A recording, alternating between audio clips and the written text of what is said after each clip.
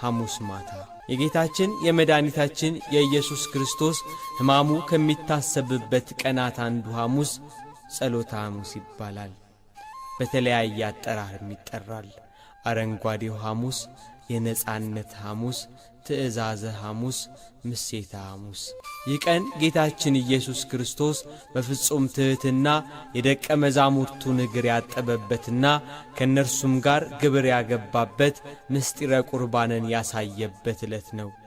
ጸሎተ ሐሙስ በኪሩቤል ትካሻ ጸንቶ የሚኖር አምላክ ከደቀ መዛሙርቱ ጋር በመሶብ ዙሪያ እራት ለመብላት አብሯቸው ተቀመጠ እያለች ቤተ ክርስቲያን ትዘምራለች።